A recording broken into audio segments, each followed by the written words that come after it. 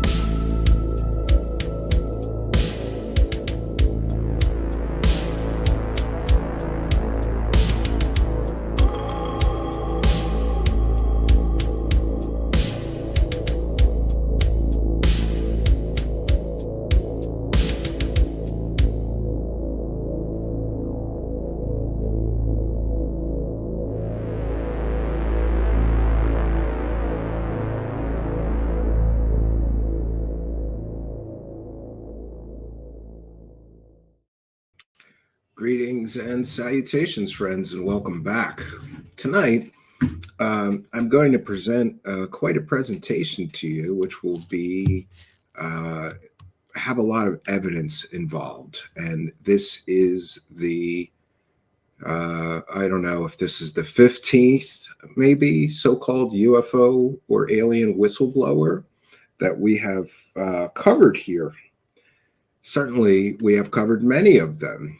And one thing that you will notice about the so-called whistleblowers is they never have any evidence or rarely have anything approaching something you would call evidence. Mostly they have stories.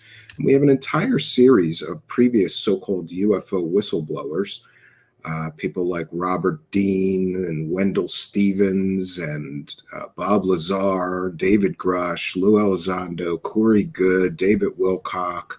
More and more and more, there is an overuse of the term whistleblower. And I think that is part of the problem.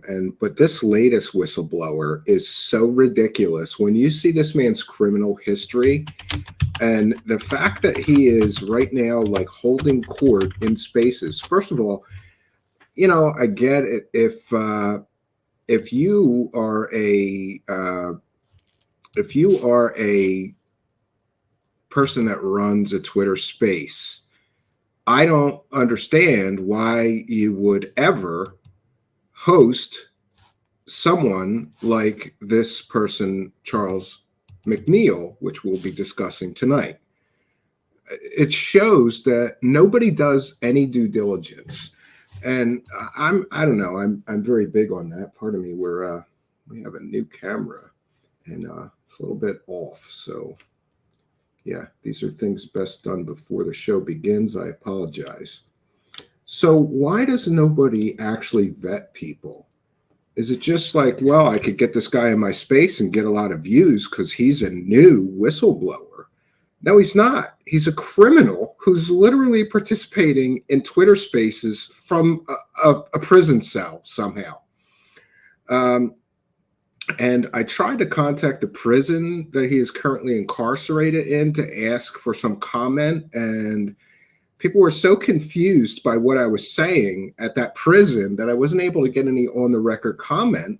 I want to know, if he's in prison, how is he allowed to be in Twitter spaces telling people alien and UFO stories? I don't know. Maybe he has access to a cell phone. Maybe he's allowed to have access to a cell phone for whatever reason. But this further complicates his situation because I have talked to several people who he's asking for money while in prison, you know, so he could get things like ramen noodles and Vienna sausages and potato chips from, I guess they have some kind of prison store. Yeah, so we're going to get into all of that. But before we begin tonight's presentation, which will be very evidence rich, I have some business that we need to get out of the way. For quite some time now, I have been trying to get together a in-person guest studio. And this has proven a lot more difficult than I thought it was going to be.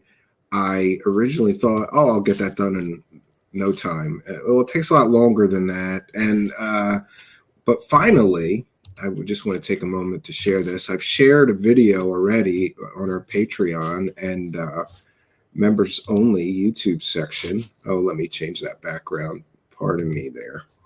So we've finally gotten the in-person set finished, and I'm not going to turn my camera on because it's still kind of messy, but it's right in front of me. So this one big room here, we have this set with the desk that I usually do the show from, especially in the summer and the warmer months, because my attic studio office room is unbearable during the summer heat. So I just want to say, finally, we finally have the in-person studio. Here it is with the lighting a little more set. So the in-person studio also includes a chair, which is right in front of me here. We're still getting the camera set up to do this new type of shooting here for the live show. But this new portion of the set also includes a chair that I'm calling the hot seat and a polygraph. And so we've got quite a number of people that I always have guests that want me to have them on so they can tell like their alien abduction story or whatever. But generally I have avoided that because, you know, what do I do with that? Okay, you've got a story.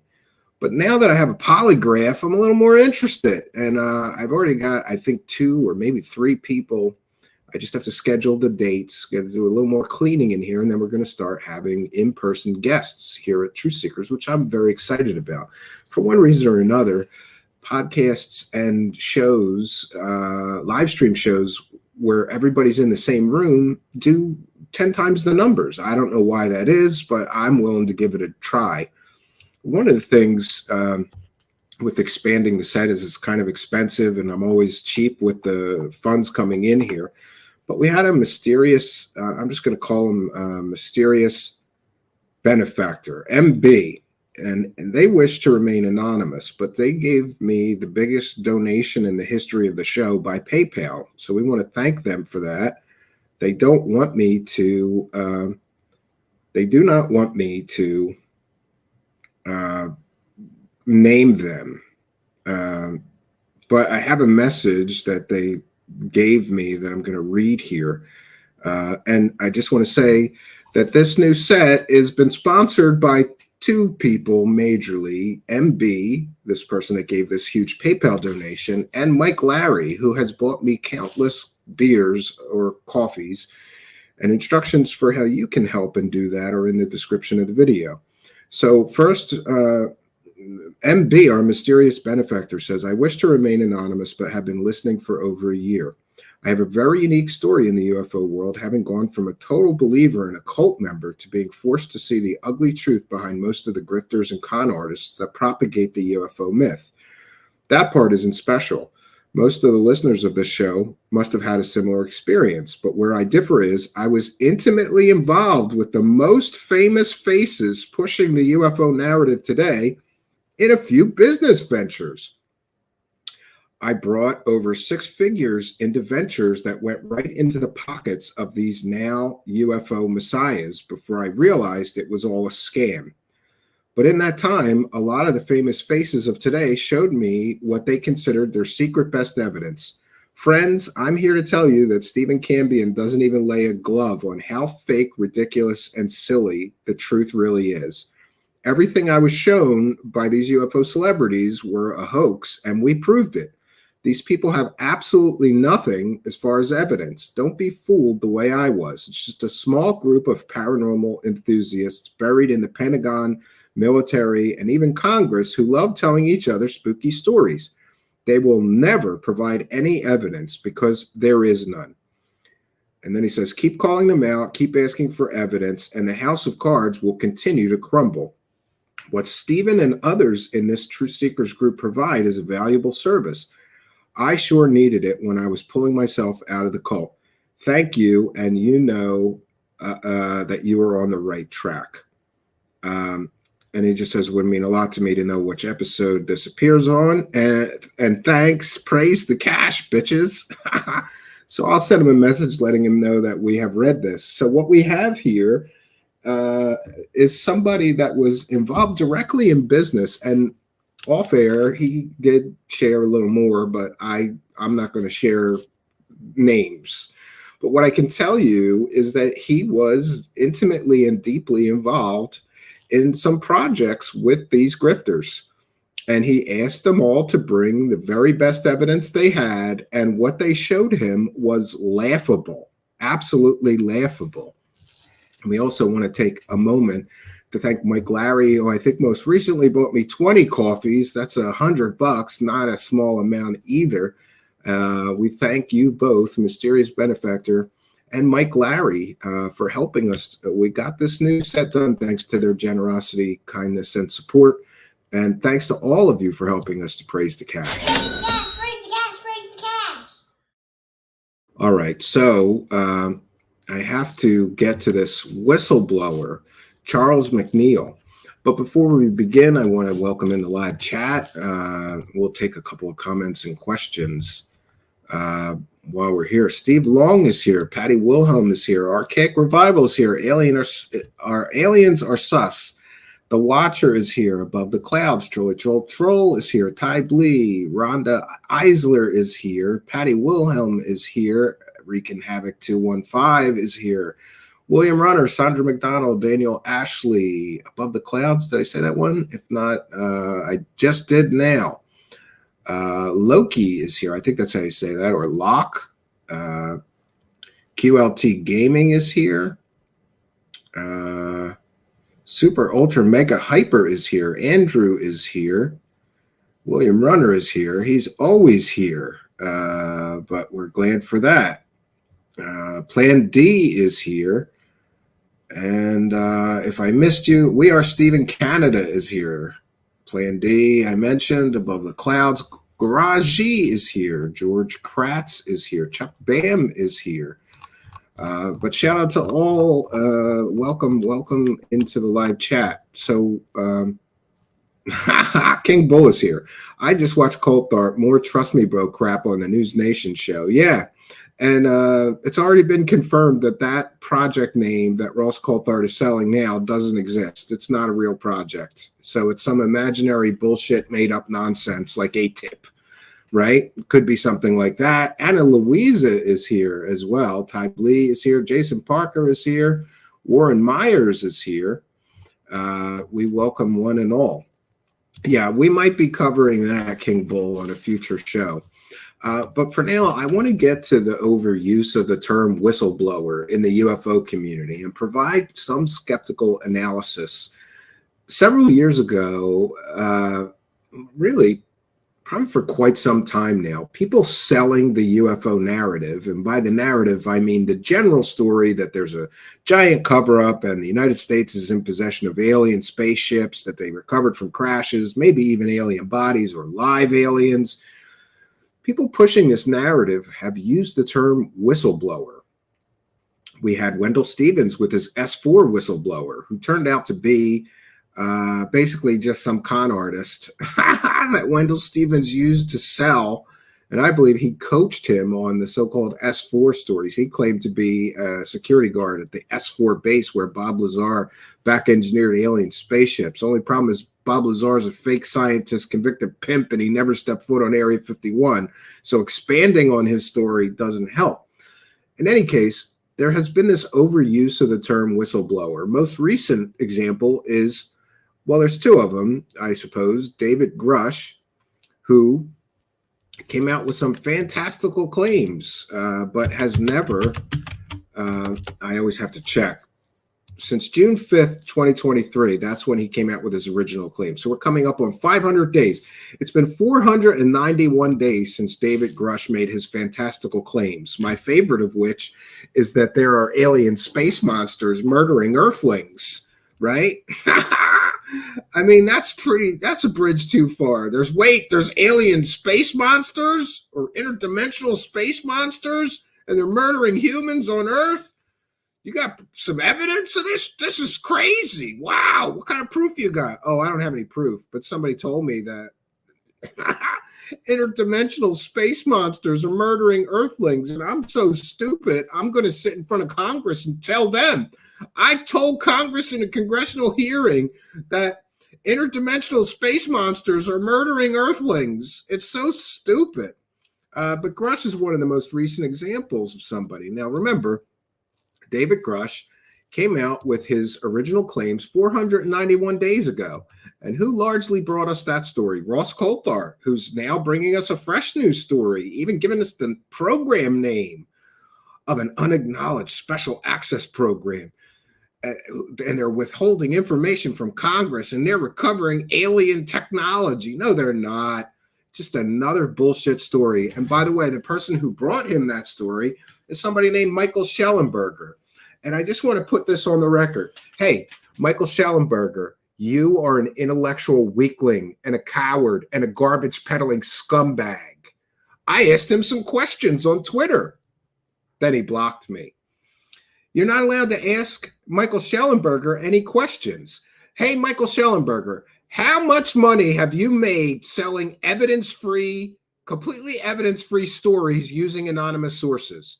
How many media appearances have you given where you were telling evidence-free? Well, that's kind of that's too tough a term. Let's just say evidence-lacking, anonymous sourced stories. That's what Michael Schellenberger sells. Look at every one of his articles.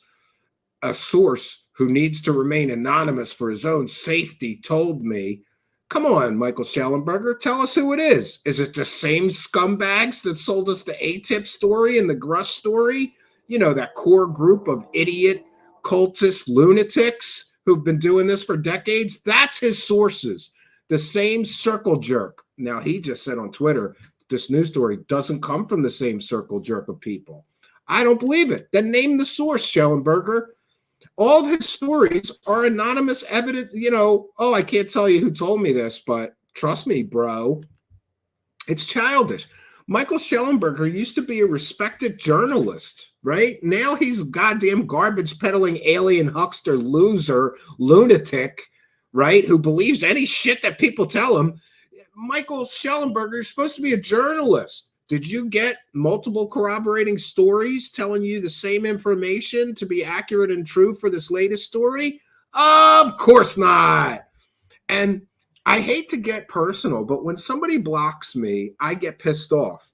And one of the reasons that gets me pissed off is because it makes my job harder. I got to go to a incognito window to see some tweet or some shit they said.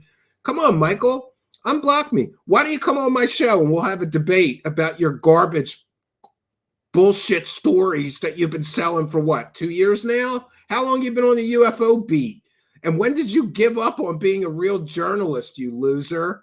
Right? And don't you have a family and like a wife and children? What do you go home and tell your wife? I did real good selling another evidence lacking anonymous sourced story on my Substack today. Like, come on. If this shit were true, wouldn't it be in the New York Times and the Washington Post and the LA Times and the Philadelphia Inquirer? Wouldn't it be on CNN and MSNBC and NBC, CBS, ABC? No, it's on Substack and News Nation. And these guys team up. It's a grifter team up. Look. If you come up with a story with anonymous sources, I could put it on News Nation and we'll both make some money. You could put it on your Substack, charge people subscription fees to read the story. Why are you going to pay somebody who's not going to give you any information, Michael Schellenberger? Why should people pay you to read a story in which all the sources are anonymous, right? And by the way, Stephen Greenstreet already cracked the code of this one. He went to Sean Kirkpatrick, who had access to all unacknowledged special access programs, and he said that program name is fiction. It doesn't exist. So there's that, right? But back to the whistleblower thing. You can thank garbage peddling scumbag disgraced journalists like Ross Coulthart for the overuse of the term UFO whistleblower. After all, that's how he sold the Grush story. Ooh, this is a former intelligence officer, and he's a UFO whistleblower. Well, if he's got no evidence and he's only got ridiculous bullshit stories like interdimensional space monsters or murdering Earthlings on Earth, I don't think it has any value, except to grifters. So the UFO phenomenon, of course, has long occupied a large space, a liminal space between legitimate investigation and sensational speculation. But one of the more recent trends in the UFO community is the proliferation of so-called whistleblowers. Another example of recent times is Jason Sands. He claims he's a whistleblower. And what's he telling people? He met blue chicken aliens in the desert. And he went on a 20 and back, just like Corey Goode. But we know from courtroom testimony that Corey Goode made all that shit up. It came from him. So did Jason Sands just copy fake stories from Corey Goode and call himself a UFO whistleblower? Whistleblowers, individuals claiming insider knowledge of secret government UFO programs, alien encounters, and extraterrestrial technologies. However, even the least little bit of critical scrutiny reveals that many of these individuals present no real evidence beyond anecdotal stories or anecdotes, raising concerns about the misuse of the term whistleblower. I always put whistleblower in quotes. You notice that? Because these people are not whistleblowers. So this certainly raises concerns about the people. Anytime you hear somebody use the term whistleblower, you can be pretty sure that they're full of shit and they're fake. And of course, there's a potential exploitation of credulous audiences for fame and certainly for financial gain.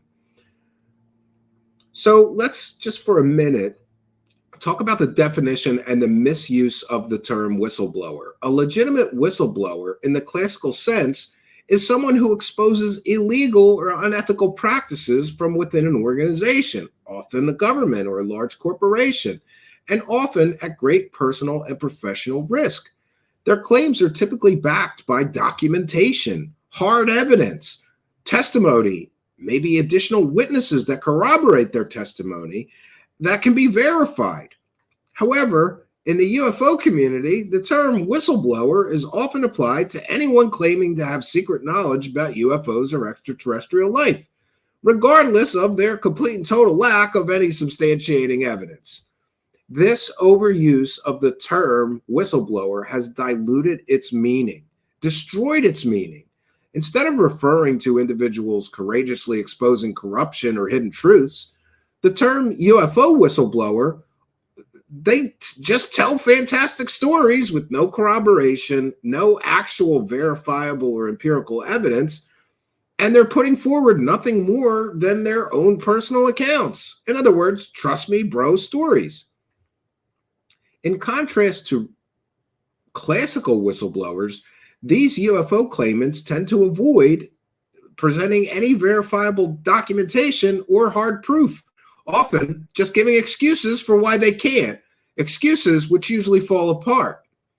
And they lean on the allure of mystery and intrigue rather than rigorous evidence. What we can see if we actually study history, it's always good to be a student of history, is that there is an historical pattern from Cold War conspiracies to modern claims. The UFO community has a long history of self-proclaimed insiders telling fantastic tales. In post-World War II and Cold Era, UFO sightings were often interpreted through the lens of geopolitical paranoia, with government secrecy adding fuel to the conspiracy fire. However, the rise of UFO whistleblowers claiming to have insider knowledge took on new momentum in the 1980s, the late 1980s, with the likes of Bob Lazar, who famously claimed to have worked on reverse engineering alien spacecraft at a secret base off of Area 51 known as S4. Lazar's story was initially treated as groundbreaking, but over time, several journalists, including me, found major inconsistencies in his educational background and his work history claims. There is no verifiable evidence of his claims that has ever surfaced. Despite this, Lazar remains a central figure in UFO lore or mythology, bolstered by media appearances and documentaries that present his claims completely and totally uncritically. Lazar's tale set a precedent for future UFO whistleblowers. An individual claiming extraordinary insider knowledge, delivering an extraordinary narrative, but ultimately offering no proof whatsoever beyond their own stories or words. Now, the modern wave of UFO whistleblowers, including figures like David Grush and Lou Elizondo, follows a completely similar pattern. These individuals make bold claims about UFO cover-ups, secret programs, and even extraterrestrial bodies. Yet they fail to ever present any hard evidence. Lou Elizondo has been here since at least 2017. That means he's been here for 7, going on 8 years. If he had any evidence, would he wait 8 years to present it? He hasn't presented any evidence for 7, going on 8 years. Doesn't that tell you that he has no evidence? Because who would wait 7 or 8 years before actually showing evidence of claims they've been making for 7 or 8 years? The media is often the problem as well, because the media often amplified these narratives without applying the same level of skepticism or demand for evidence as they would in other subject matters or domains, such as corporate or government whistleblowing. And then, of course, we get to the scammers and the con artists in the UFO community, which is a huge part of this problem. The UFO community has been, for decades now, has been fertile ground for con artists, scammers, and even convicted criminals, up to and including child sex predators, who have found ways to profit from sensational stories of alien contact. Some individuals have presented themselves as whistleblowers or experts to gain a following. Then they sell books or promote expensive speaking engagements, all while offering nothing substantial to support their claims. One infamous example, of course, is the case of the 1950s contactee movement, where figures like George Adamski claimed to have met with benevolent aliens from Venus. Adamski published books and held public talks about his supposed encounters, even presenting blurry photographs of UFOs that were later debunked as hoaxes. And despite this, he garnered a huge following and profited from his claims for decades, setting the stage for future so-called UFO whistleblowers to exploit the public's curiosity for personal and financial gain. Another example is Sean David Morton, who promoted himself first as a UFO expert and whistleblower, and later as one of the world's greatest psychics before being convicted of fraud in 2017 for unrelated financial crimes. Morton used the UFO community's credulity to build a reputation as a so-called whistleblower or insider, peddling claims of secret government knowledge of UFOs. His case illustrates how easily the UFO community can be exploited by con artists with zero evidence, seeking profit rather than the actual truth.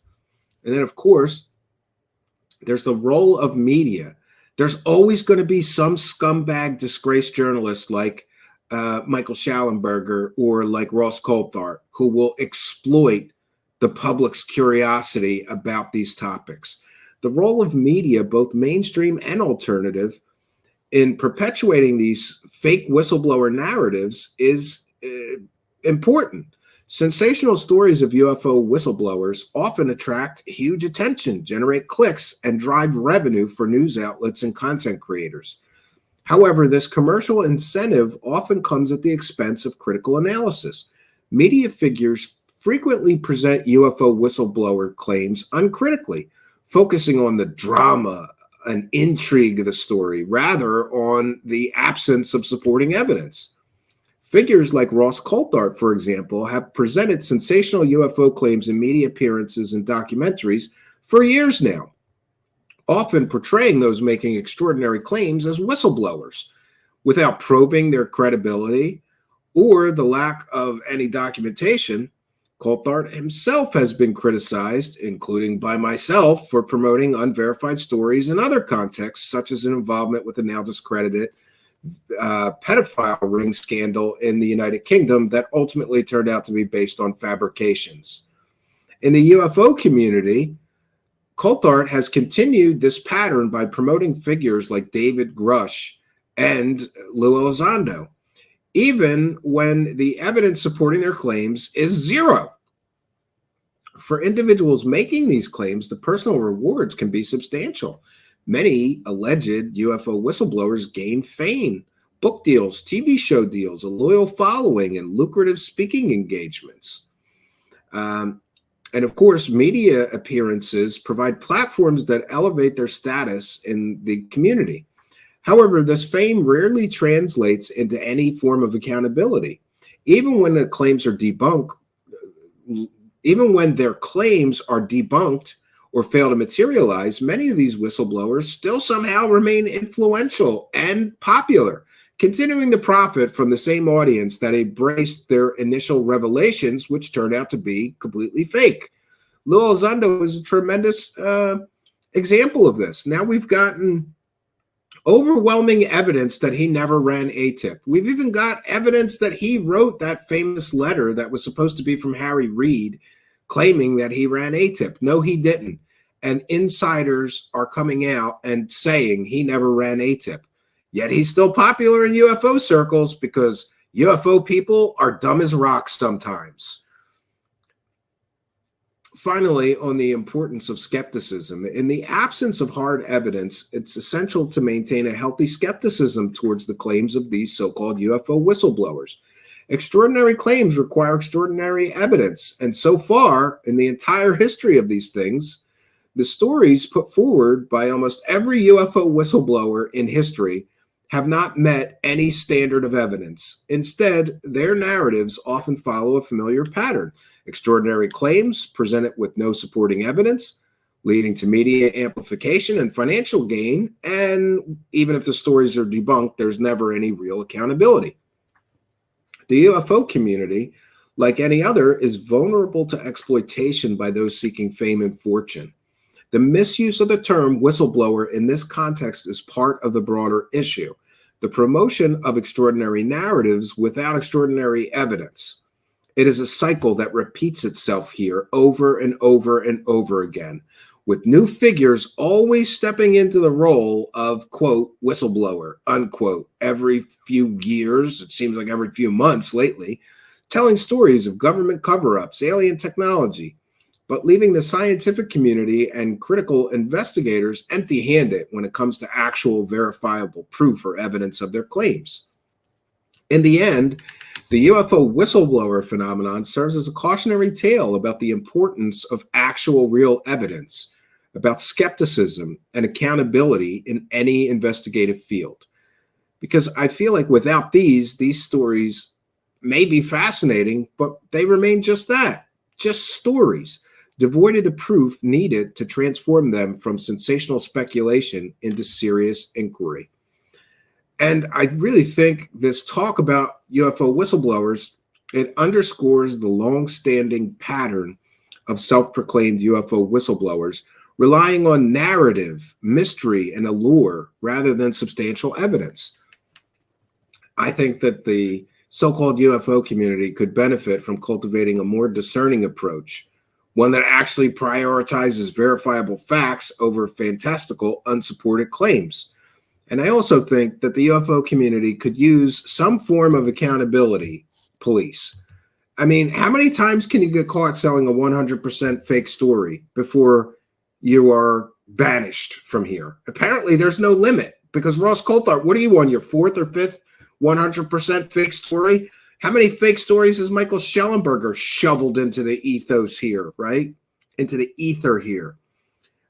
Michael Schellenberger and Ross Coulthard are rotten scumbags. There, I said it. And I get it. A lot of people think I'm way too harsh in my assessments. If you sell people fake stories about aliens for a living, then you're a fucking scumbag. You are a scumbag if you do that. Because you are taking advantage of many vulnerable people who have experienced something strange and are here looking for answers.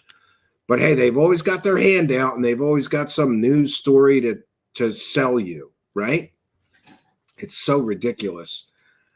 All right, so we're going to get into this this latest whistleblower, which has been, I got to say, this has been my favorite of the whistleblowers that I have looked into so far. And we want to thank Area 503, who actually did the real work here. I have been referring to it. We've given you little tastes of it, but we're going to go over it in a lot more detail. So I have that timeline. What can I tell you about Charles McNeal? Well, he arrived on UFO Twitter several months ago. And within a few short months, he's got 5,000 Twitter followers, or just under 5,000. And of course, he's followed by Richard Doty, Art Levine. That was funny to see. Jason Sands. And I'm sure Art Levine is following him to cover his bullshit, not to give him another follower. So he arrived on the scene just a few short months ago, and he's amassed a huge following of people. And he's been in these spaces where people are waiting. There's a 2-hour special coming soon with whistleblower Charles McNeal from Reptile Hybrid on Twitter. Hear him break down the different species of ETs, including 11 different species of greys, 3 types of reptilians, and even our creators. Charles will also break down much more. It's just ridiculous. And one of the things that you need to know is that Richard Doty co-signed this fake whistleblower. But when Richard Doty co-signed on this guy being a real whistleblower, he didn't know that the guy was attending spaces from Twitter Great job, Richard Doty. Did you know that the whistleblower that you co-signed as being a real government whistleblower was in prison when you co-signed him? It's so stupid. It's beautiful. All right. So I have to put my fair use banner up here. I think I do. Yes, I definitely do. So I'm going to be sharing a space in which Richard Doty, like a dumbass, co-signed. And, this is how scammers in the UFO community work. They co-sign each other's bullshit. Oh, Richard Doty said he's a real government whistleblower and he worked for the government, so he would know.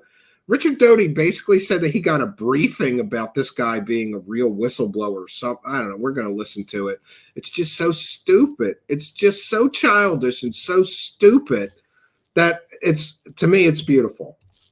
And I'm sure that this guy, Charles McNeal, had more videos on his YouTube channel, and I'll consider it a failure of my life I didn't grab him. He took them all down. Do you know why he took them all down? Because he was talking through glass while he's in prison. Somebody came to the prison and filmed him, and he talked about aliens and UFOs, when you're on the phone and there's glass when you're talking to a prisoner. He took those down. But he's putting these spaces up because those help him, because it sounds, it appears that Richard Doty is co-signing this guy being a real whistleblower. And look at this. Retired U.S. Air Force Richard Doty comes on to break down Charles' involvement. So he's jumping on the coattails of Richard Doty, saying, well, Richard Doty's saying I'm real, right? Let's get into it, friends. This is a transformative work. We're educating the public, and we are going to be critiquing the video that we are sharing and talking about it. This means it's certainly covered under fair use and allowable by law. Lawyer letters are standing by for anybody dumb enough to want to give me a false copyright strike. The same exact individual works. So if you don't mind, Maze, I'd like to pass it off to him, and he can explain what it actually turned out to be. Sure, I would pass it over to, but just to be clear, everything that you're going to cover with us today has already been made public. So there's no classified information where anybody can get in trouble and shit. Look, I got to watch. Oh, come on. Just want to make sure that nobody's leaking classified information in the Twitter spaces. Somewhere, either talked about in a space or put on the internet, just for, kind of housekeeping. And then, yes, and hi, welcome, Richard. Jump in.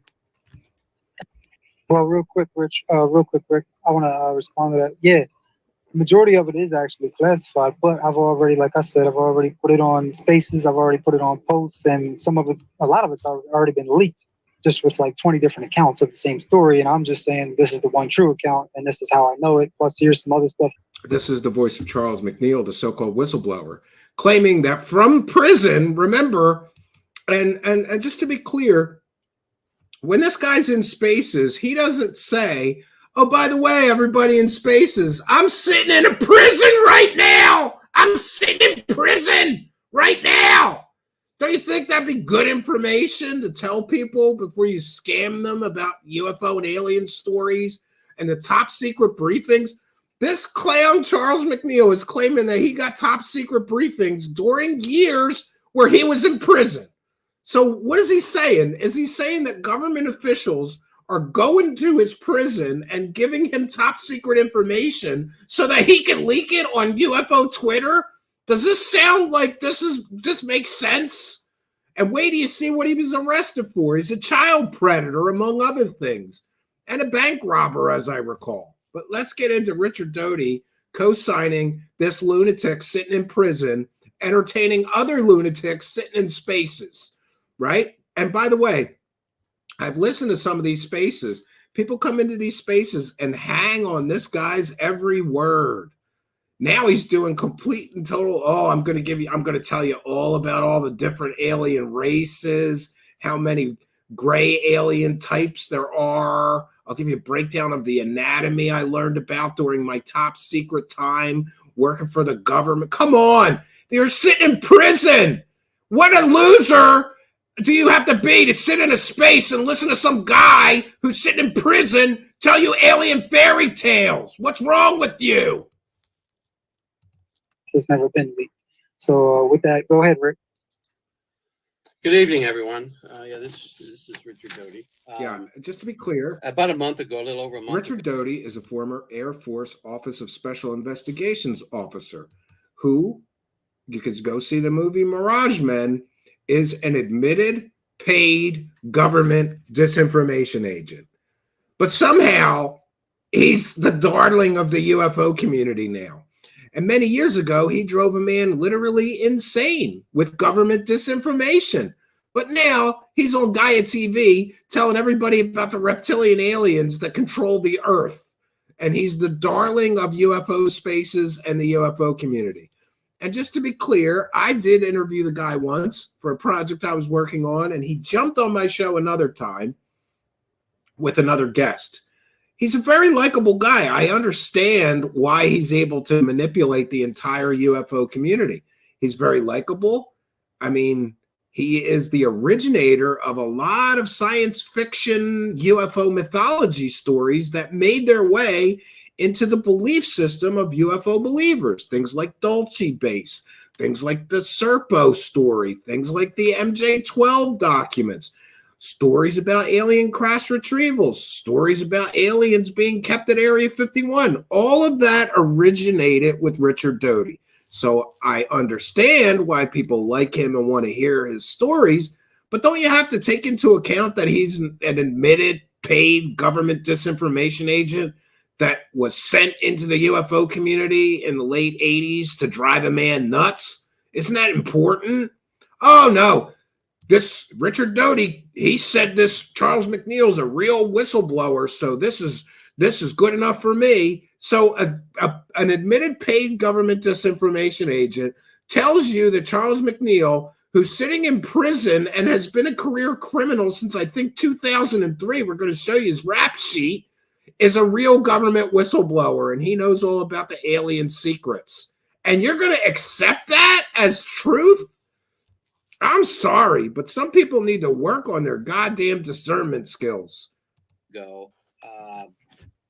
I was on a space where Charles told his story. And during the time he was telling the story, there were several other people in former positions that I had, intelligence, not necessarily counterintelligence. Some of them that were listening were in another part of the other side of the intelligence community. But anyways, during that, a former OSI agent sent an email out to several of us within a certain group. And that email, which I have right in front of me, said this. It said, Charles was involved in a counterintelligence operation called Operation Society Hike, Hike. This was I just want to ask Richard Doty, before we hear all this. So Richard Doty is saying that this person, Charles McNeal, was involved in a counterintelligence operation for the United States government. Hey, Mr. Doty, do they often go get child molesters out of prison to take part in top secret classified projects? Is that how it works? Like, hey man, listen, we got a problem. We got alien spacecraft down. You know what we're gonna do? Let's go to prison and get a child molester out of prison and a bank robber out of prison. And he can come with us and help us with the alien projects. And then we'll just let him talk about it in Twitter Spaces after we return him to jail. Like, this makes sense, right? I think there's a major plot hole here.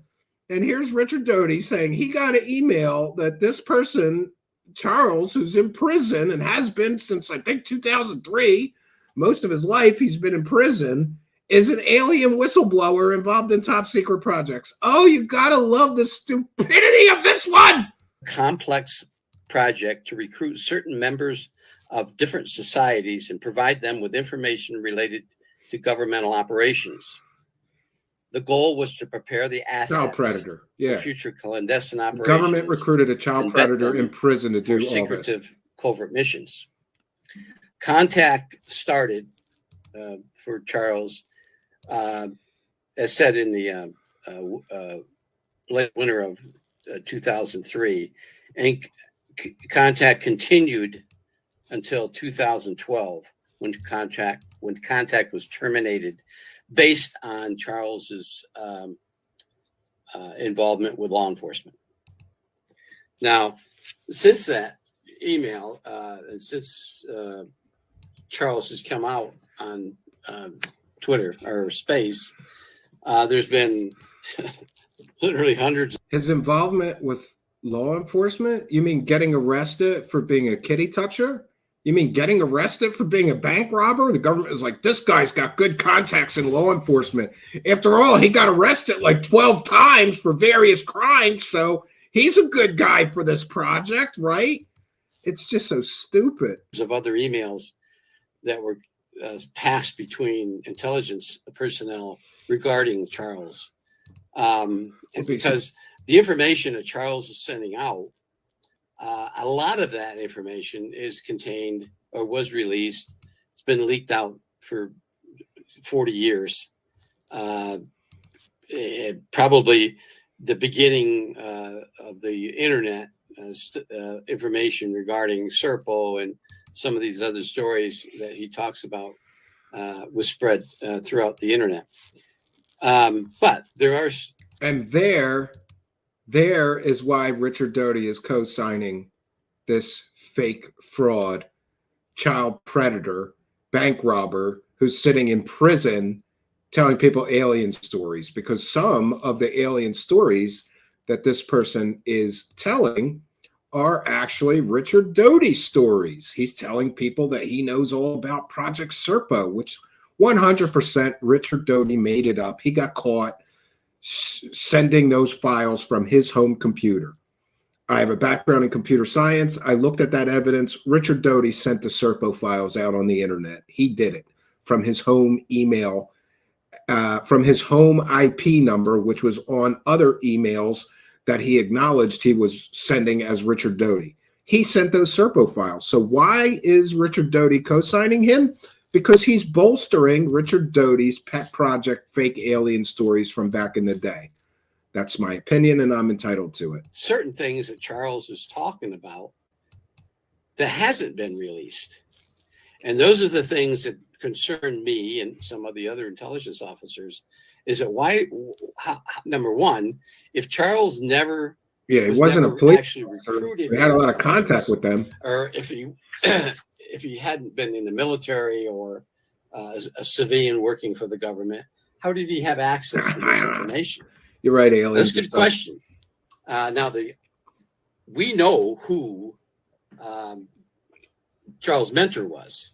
He was, in fact, a field operative within the Air Force Office of Special Investigations.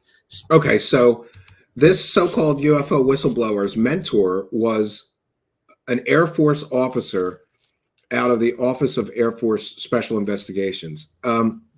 Hey, Richard Doty, you work there too. Is it normal that you go to prison and get a kitty toucher out of jail and mentor them? A bank robber? Do you go to the Air Force Office of Special Investigations, go, we need somebody to work on this project. Let's get a convicted kitty toucher, a convicted bank robber and car thief to work on this project with us, and let's mentor him. This is so stupid. And we have Richard Doty by the balls on this one. Special Projects Branch, which special projects, counterintelligence, counter-espionage. Yeah, the special projects operations. We're helping.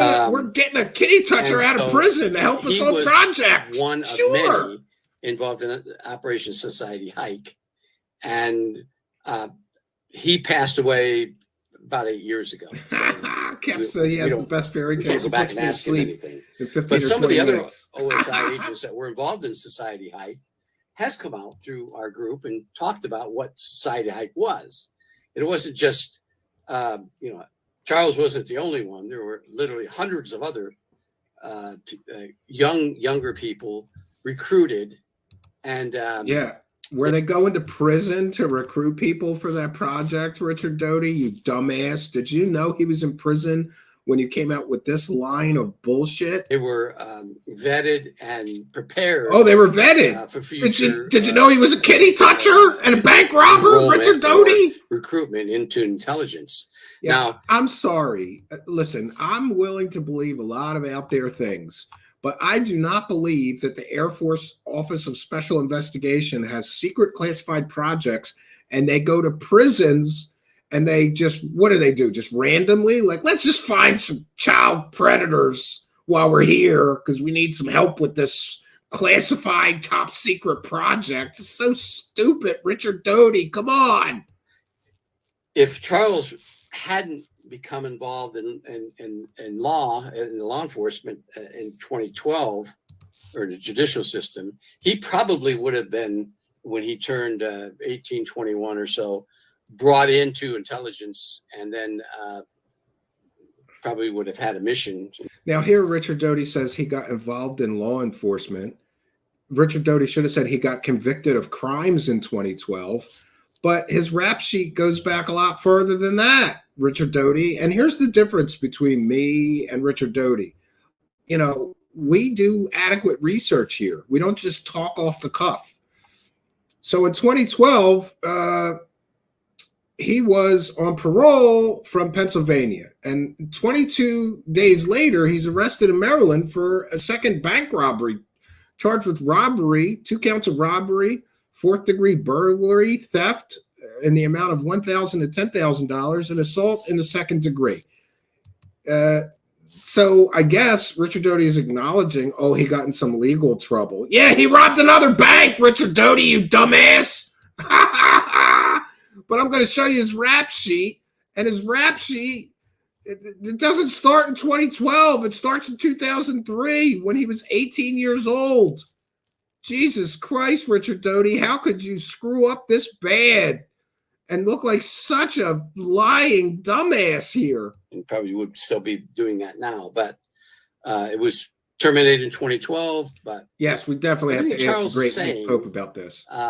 With exception, just a few things that I don't know about, because I was, I left government service in 1988, with the exception of the time I spent with Dr. Putoff up until 2007. Which I still had access to classified information. Some of the things I don't know about, but these other OSI agents. So he's co-signing him right now. Here, oh, he was definitely involved in classified top secret projects until he got popped for bank robbery again in 2012.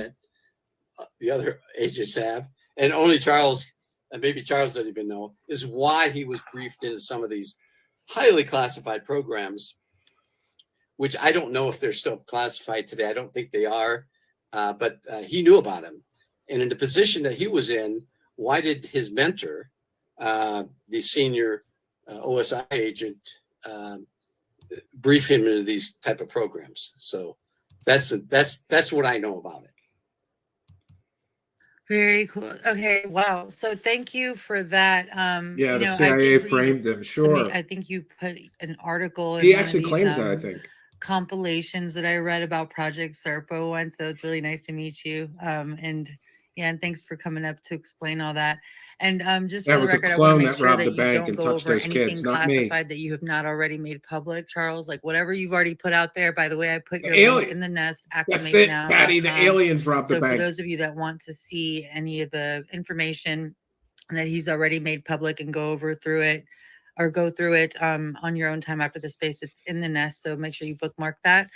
And so, did you want to respond to him? And if not, do you want to kind of, I guess, tell us about how do you want to prioritize the information? What do we want to go over first? I'm pretty sure there's a lot of people wondering, what the hell is Serpo? And we can kind of crack that open. And that's the same as Project Crystal Night. It's just 2 different agencies that refer to it differently, correct? Yes. DIA refers to it as Project Crystal Night, and which were actually running. They were running Point, actually. Crystal Light. Air Force and CIA refer to it as Project Serpo, which is the name of the planet when translated to English that they went to back in 1960. Well, they got there in 1966, but they left in 1965. But I want to respond. Yeah, as far as what you said, Rick, why That's funny you asked because as I was Why telling did they brief the you in the story top a secret minute ago, and projects like I tell while other you were in people, prison? regardless of Project or Operation Society Hike that I found out about, I still am firmly convinced that my mentor broke the law by telling me a lot of the shit that he told me and showed me, because he told me, and I know this man, or I knew this man, and he told me that he would keep camera equipment in different places, all from Kirkland to Edwards to, Edwards, for those that don't know, we're talking Nellis Air Force Range, we're talking Area 51, we're talking McNeal Air Force Base down Florida, where Special Operations Command is located. We're talking, Dayton, all over the place. But his main place, I'm pretty sure, was out of Kirkland. I think you'd have to answer that for me. But anyways, that he would keep camera equipment in there, and he would sneak film in and out, or negatives in and out, and he would. That way, he didn't try to sneak a whole camera in and out every time, and he would take these documents. Oh, so there's a mysterious mentor who he doesn't name that's bringing pictures to his prison cell for special classified briefings he's getting in his prison cell. Where do you see this guy's rap sheet? And he would take pictures, page 1, page 2, all the way through, completely unredacted. Now he redacted some names and stuff like that, but then he would sneak the film out and he would develop it himself, and then he would have full-fledged classified material, and he kept boxes. He's got a treasure trove. I don't know what he did with it when he died, but he's got it. And that's what I was briefed on. Now, as far as including me in Operation Society Hike, I don't think he told the main supervisor or any of the coworkers or you or anyone else that might have knew about it or heard about it later in life now. I don't think the information was even available for them to know that he included things that. He didn't tell you he was coming to my jail cell. Mixed in with things like. He didn't tell any of his coworkers. He was coming to my jail cell to brief me about the other things he was clear to tell me, because he also told me about the counterintelligence. The whole thing. So a lot of people don't know. They think when you hear counterintelligence, that means everything's a lie. No, you counter bad intelligence as well. It's true, AZ. Counter espionage. He smuggled the camera in his asshole. Works and back and forth. I mean, you know more about it than me, but I just wanted to make sure that everyone listening, when you hear that I was part of a counterintelligence operation, that doesn't mean disinformation or lies. So before I get into the information, let's Rick, talk about that, because that's the first thing I thought. I was like, well, typically whenever there's counterintelligence, then what I thought agree, that King meant James. is Real to be able to whistleblowers kind of aren't given weave in media a layer platforms. of lies, and so it would be pretty apparent as to where that information or what level. This guy's talking about what portion of what I was told was disinformation. That information was released at. Maybe I guess we can talk about that, and then we'll jump into Roswell and all of that stuff. So go ahead, Richard, if you can answer that. Yeah, counterintelligence. There's a number of different types of counterintelligence. The main purpose of counterintelligence is to protect highly classified special access programs. For instance, the reverse engineering, just for an example. There's a number of counterintelligence operations that the government takes to protect that from disclosure. And that could include disinformation, or we don't call it disinformation. We call it deception operations, and other things. Richard Doty's entire life is deception operations. He's co-signing Russia, a kitty-touching, bank-robbing criminal things here like that. as getting that's counterintelligence. And that's how counterintelligence is used. Counterespionage is different. Counterespionage is trying to counter the espionage threat against the U.S. We do that by recruiting our own spies. We refer to them as double agents, and send those double agents to our enemies with information that would fool them in thinking something else other than what the true nature of a classified operation is. So that's the difference between counterintelligence and counterespionage. Oh, thanks for the education there, Richard Doty. Okay, and in this As you're situation, what you read is disinforming that people, this he's was both, defining right? what disinformation is. Well, obviously, I was never involved in Operation Society Hike, but the information coming from another OSI agent who was involved, and he's I think, in this room right now. I'm pretty sure he is. That involves recruiting people in their younger years and then conditioning them for intelligence life when they get older. It's similar to an operation that was started by the Air Force back in the 1950s. None of this makes sense. Why would you recruit a guy in prison for classified projects?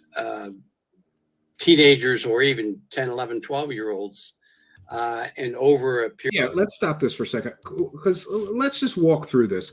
Wouldn't a bank robbing kitty toucher career criminal be like a security risk to show classified information to?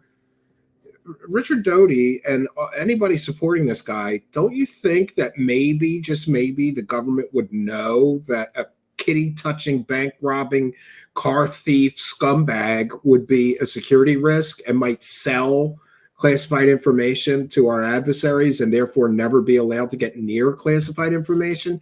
You would think so, right? But that makes sense. And nothing makes sense here in this clown show called UFO World. Period of 10 years or 12 years, they condition them for pilot training. They pick them early. They prepare them for that mission within the Strategic Air Command. Yeah, Patty says being behind bars. How much more of a red flag is needed? Into the Soviet Union and dropping bombs.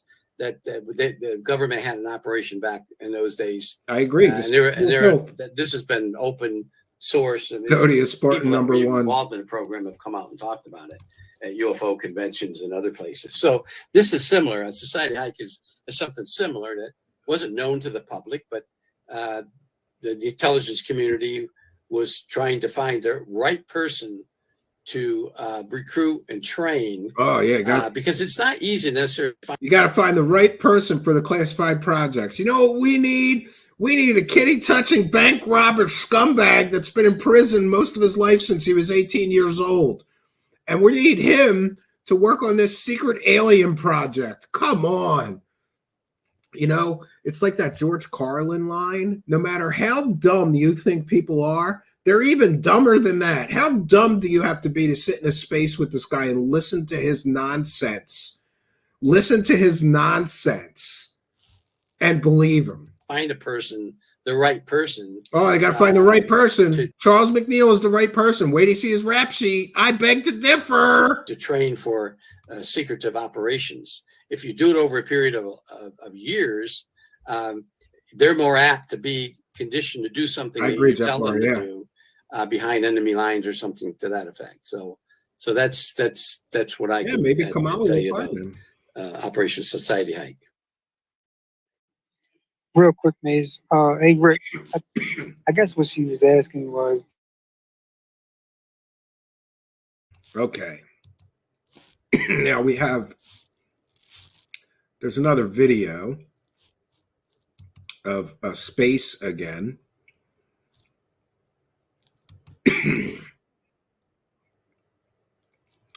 UFO whistleblower Charles McNeal reveals how he knows what he knows. And again, this is fair use. This is transformative work. We're educating the public.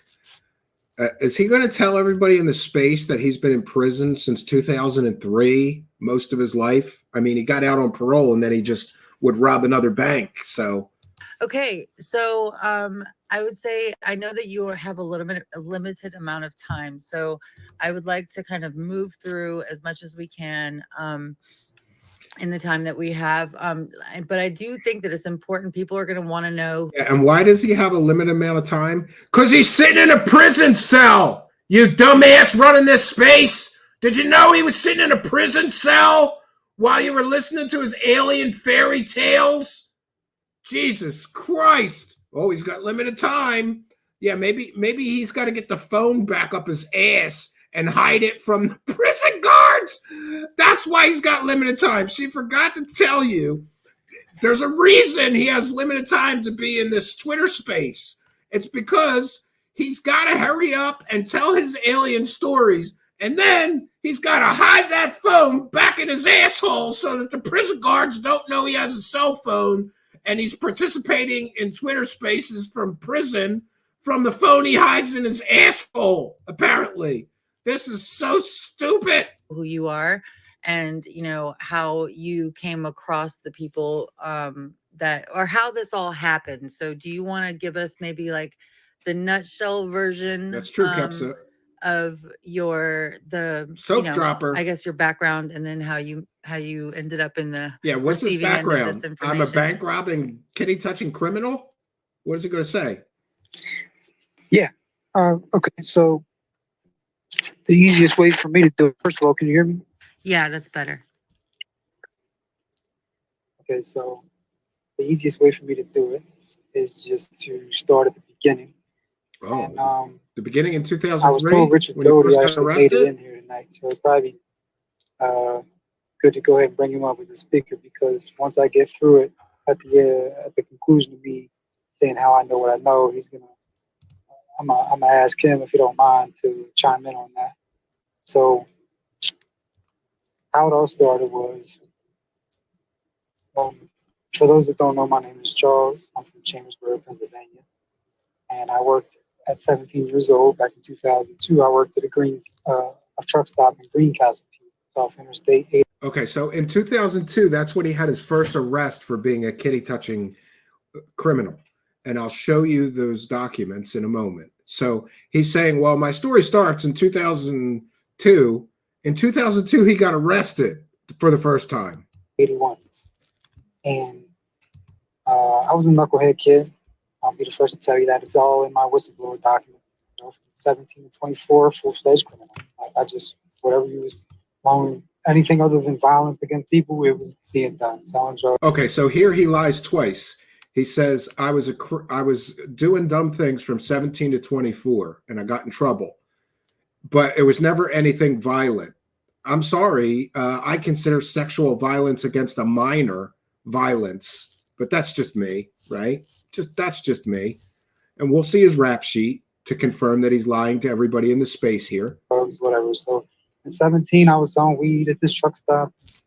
I saw this guy, and he was just sitting on the back of his tailgate drinking a beer. And I'm like, well, if he drinks beer, he probably smokes weed. So I went up and tried to sell him some weed, and he politely declined. And was like, hey man, like, why are you out here doing this? You could do so much better with your life. And we started talking about military, because he was, he told me he was retired Air Force and stuff. So not to drown in too much on it, I'd say that turned into him coming by more often, us having more talks. He became like a childhood mentor, so to speak. And he was always respectful, always trying to get me out of the streets. And one day I finally asked him about himself. Yeah. So it just so happens that he's at a truck stop trying to touch children, right? And he meets this top secret guy that's going to tell him all about the aliens. Boy, very convenient. How lucky is this guy? And he didn't get any detail. He just said, he was retired Air Force intelligence. And, I didn't even know that was a thing back then. I didn't know what it meant. I was just like, okay, cool. And then, a couple of days turned into 3 or 4 days a week. He would come by, and still no talk about anything like this. And then I finally got comfortable enough. I had him follow me back to my house, my mom's house. And my mom, she'd come out, she'd bring us little drinks or whatever, little waters or refreshments. And we'd just sit in the driveway.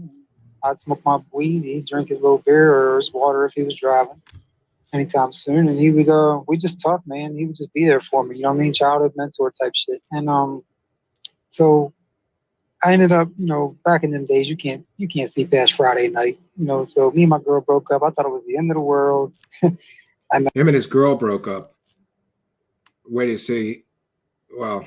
I took off and went to Ohio and got caught with some weed out there. And so I got sent back. And long story short, I got a violation of juvenile probation. I was 17. So I went to this boot camp. This is where it gets interesting. I went to this boot camp, and I'm on a 2-week field op towards the end of the program. He went to a boot camp. That is implying military service. This man was never in the military. He was too busy being in prison. It's ran by all active military personnel, like active and retired military personnel from all different branches. And my counselor was Air Force. He was in his 30s. He was active Air Force. And one night on the top of the Appalachian Trail, Appalachian Mountains anyway, We was on the Appalachian Trail, and I believe the rest says, of the cadets this are over sounds to the like side. They're kicking their chili, and we're over off to the the side, and he's staring up at space, up at the stars and shit. He's just like, hey, what do you know about that up there? I'm like, what? What about what? He's like, space. yeah, Nothing. it was in What are you boot talking camp. about? He just started talking. So he started talking Sure. about ancient times and a few things, and I'm like, okay, yeah, right on.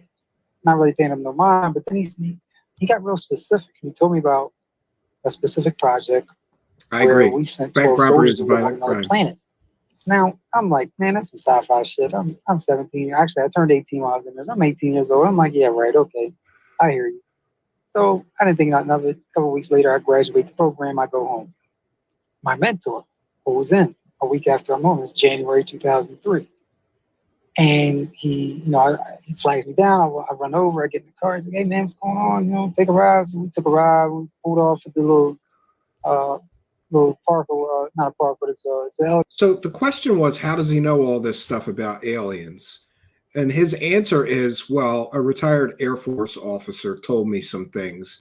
And then I went to boot camp, but he was actually in jail at the time that he's claiming he was in boot camp, and met some other guy who told him the alien stories. Elementary school, but it was Dunford Day. That's where we all played ball and all that, you know what I mean? But me and him, we're just up there chilling, and he's like, so, he asked me what a mentor always asks somebody in that predicament, hey, did you learn anything? You know what I mean? Basically, keep your nose clean, keep your ass out of trouble. I said, did you learn anything? So I thought I was going to be funny. And I said, well, yeah. I learned that your Air Force sent 12 soldiers to live on another planet back in the 1960s. It was called Project Crystal Night. And this fucking old man, he grabbed me by the front of my bubble coat, my Echo bubble coat. I'll never forget that shit. He grabbed me and he pinned me. He pinned me down next to the passenger door, the passenger seat. Good and story. He just asked me very sternly, who the fuck told you that? And he had never cussed me before. And I was shocked. And so I told him, like, Mr. Paul at the spot, like, and it hit me like, oh, fuck, like this.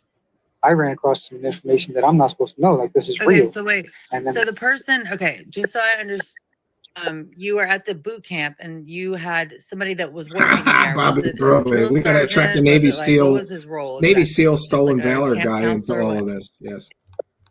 oh, he was active Air Force, but yeah, he was my counselor, but you would also look at him as a drill sergeant. They shared responsibility. Okay. And so, okay. And where was that located? That was back in Pennsylvania? That was on the top of South Mountain, Pennsylvania, called a Praxis Leadership Development Program. Back then, it was just called LDP. Okay. All right. And then so you get out, you were there for how long again? Abraxas Leadership Management. 15 weeks. Damn. Okay. So then you get out and you go, and then you came across your mentor. So maybe that was part of his prison or his rehabilitation plan. Sometimes judges will go, well, we're not going to send you to prison. We're going to send you to this rehab program run by former military officers. I'm aware of such programs. That part could be true, that he went to some kind of boot camp that was really like a jail sentence. Sometimes judges will send children to military school or, whatever, instead of an actual jail sentence. And then you told him about Project Serpo, like what you had learned in there. And then his reaction was just kind of like, I don't know, snatching you up. And he was like, where did you get that? Sounds like Carrie Cassidy, yeah. Just let people tell the just alien stories. For those of you that Amy are rolling Collins. in, welcome. I did put a post up in the nest, and you guys feel free to ask any questions that come to mind as we're talking through here, and I'll look at them and ask them, and maybe towards the end we'll bring a few people up. But just so you know, we're on some time constraints, so we're going to try to get all this information out as quickly as possible. Okay, back over to you. Go ahead. Okay. And I got an idea for the time constraints as well, but we'll get to that in a minute. I think I might have something figured out for us. But so, so I'm realizing, like, oh, fuck, this is real. I'm really worried now. I don't know. This guy is he going to run me over with the car? You know what I'm saying? Like, I don't know what's going on. So he smoked like this clove cigarette. First time I ever seen him smoke, so I know he's stressed. And we're quiet. And then eventually he, apologized, put his hands on me, told me go ahead and sit up. So I sat up, and he's like, what'd you think about that? What'd you think about what he told you? I'm like, well, I didn't think anything. Now I'm nervous. I'm like, I didn't think anything, man. Like, I'd love to know more, but I know I can't. So I'm good, man. I'm good. So he put it out, like I said, and then he put it in reverse. He pulled out and took me back home where it's awkward silence. I'm talking about super awkward silence. And we get into the driveway. I got the adrenaline as a young kid, like you do when you get in a fight when you're a kid. It's like that type of feeling, like I'm shaking a little bit. And I'm shaking. I'm just thinking about that shit. And so I go to get out, and he grabs my fucking arm, man. And I'm just like, oh, here we go. This is it, man. This is it. This is all she wrote. And then that's when he just looked at me and said, look, I'll be in touch. I said, okay. And I got out of there, and I went upstairs, and I couldn't You're right, Amy. days. Sideways questions. Week and a half, 2 weeks later, about 2 weeks later, I think, I'm on the computer. I'll never forget this shit. I'm on the computer, and my computer, I can face the window. And Yes, he's talking in this space from jail. I'll show you his rap sheet shortly. 5 more minutes of this, and we get to the rap sheet. The good stuff. I see a dark color sedan, like a charcoal gray color, and I can see, like, I see through the window, and I can see that it's him. So, oh man, so I turn everything off, put everything on, and I run down, and I go to the car. I'm like, hey man, what's up? He's like, man, get in. So I get in, and we start driving. He said, man, look, were you serious about wanting to know more about that subject? I said, yeah, I was. And he said, okay, well, give me your word as a man. You'll never repeat any of this as long as you live, and we'll see what we can do. So I'm like, yeah. So some top secret guy met him at a juvenile, some kind of rehabilitation center run by former military officers. And he mentioned something about aliens. And then they came in a dark CIA sedan and took him for a car ride. And were like, hey, man, you want to know more top secret classified information about the aliens? Get in. And he did. Oh, my God. This is so stupid. Yeah, you got my word. He stopped me. He was like, no, I said, I want your word as a man. And that was real, like, I said this in my recording. He was real big on that. And I was like, okay, you have my word as a man. You got it. So he said, all right, sit back. So I sat back. And he drove me, for anybody who's familiar with that area, down Social Island Road. Warren says now suck this. And we went out and we went all the way up. That's a different kind of van, Warren Myers. Hit Route 30 off of 81. And we ended up going up Fayetteville, Pennsylvania, across from the Flamingo restaurant, catty-corner from it. There was this one-story hotel back in the day. We still use keys and shit. And we pull in, and he pulls up to a room like he already had it, right? And he's like, okay, we walk up to the door. He said, I'm going to open the door. You take 2 steps in, stop. So I'm thinking to myself, man, I'm about to get whacked. I'm about to get whacked. And so I go in, I take 2 steps, I stop. It's pitch dark. I can't even see my hand in front of my face. And the only light that came in real quick was when he came in the door and then pulled it shut. And then I hear all the locks, and then he flipped the light on, and I saw why he said it. It's because one of the chairs was actually right there. And the back was facing the TV, and it was facing the bed. And he's like, just straight up asked me. Well, before he asked me if I was ready, he pointed at a bag on the bed. He said, there's some snacks in there if you get hungry. Pointed to a cooler beside the bed on the floor. He said, there's some refreshments if you need some water or something to drink. He pointed at the bathroom, and he said, there's the bathroom if you need to use a bathroom break. Yeah, I'm going to tell you all the aliens secrets. There's snacks. So I sat in the chair that's facing the bed, and he said, what you're about to... Listen, before I tell you all the secrets of all the top secret aliens, there's some snacks. There's some snacks in the cooler if you need some refreshments while I tell you all the alien secrets. He was called a briefing. This is a briefing. He went to the table. We had these cardboard boxes with cardboard lids. There's 2 of them. And he pulled them out. He pulled the lids off, and he started pulling out these files. And files upon files upon files. And I'm talking about these files had the War Office stamp from the Pentagon on there. And I can see Magic Eyes Only on there. Aliens are sus. Magic Eyes Only. Top Secret Covert on some other files that were from the Air Force. And just a whole bunch of shit. And DIA reference manuals. He spread them all out on the bed. And he just started picking one up at a time and handing it to me and verbally briefing me while I'm reading it. And we're going over it. It was like 6 hours and some change of this. And this was at the end of January 2003. And this is one briefing out of 8? Yeah. And over a course of 9 years, I had 8 of these. And it was like I lived a double life. It was like I'd be in the streets, and then I'd have these briefings. I'd get locked up. I'd come home. He'd find me through the probation and parole. Yeah, that makes sense. So they know he's a criminal who keeps getting arrested.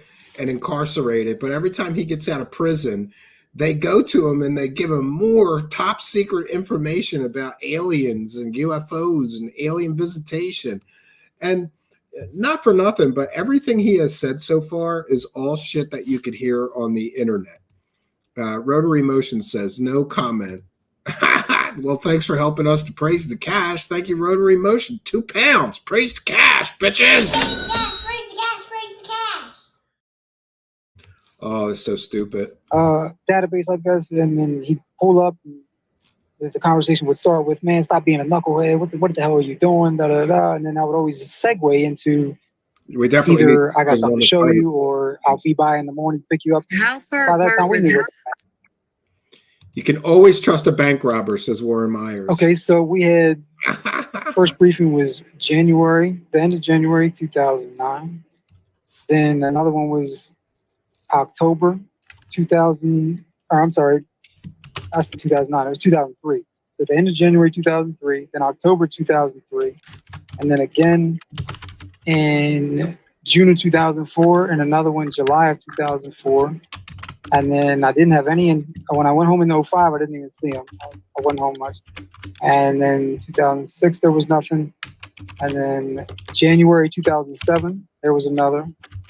And then I'm writing these down because not again until January 2009. And then the beginning of June 2009. And then the last one was the beginning of September 2012.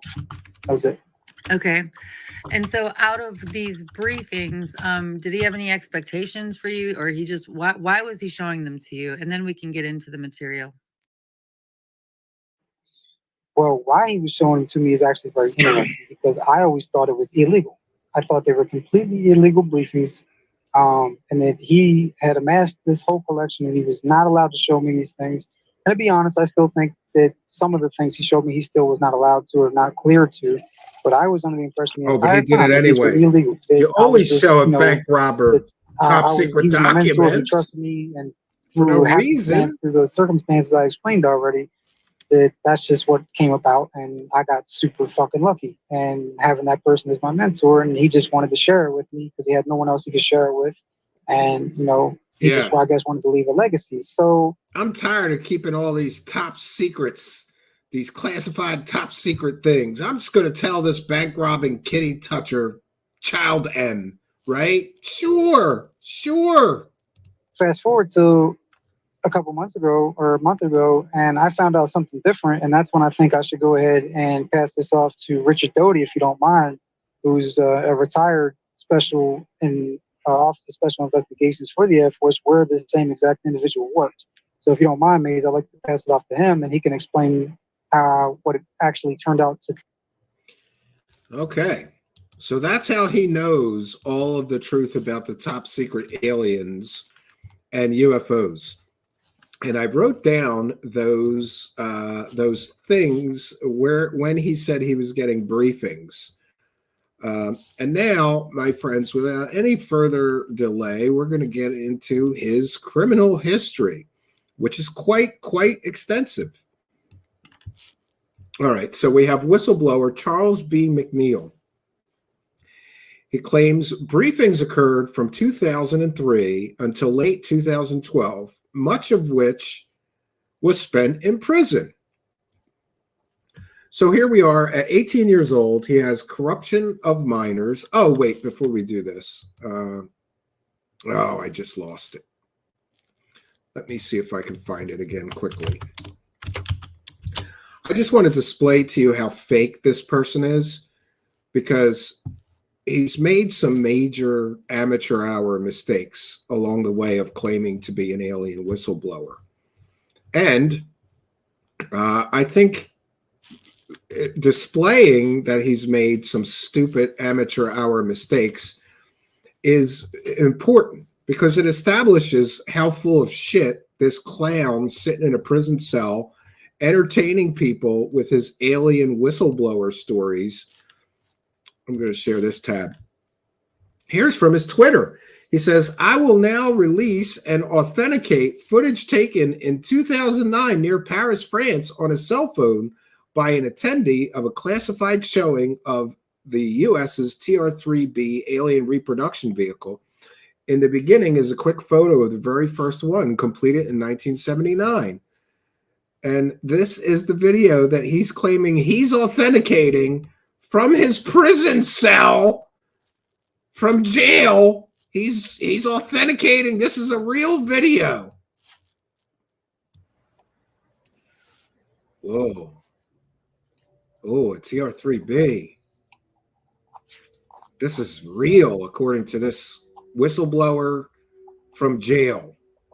It's totally real, according to this whistleblower from jail.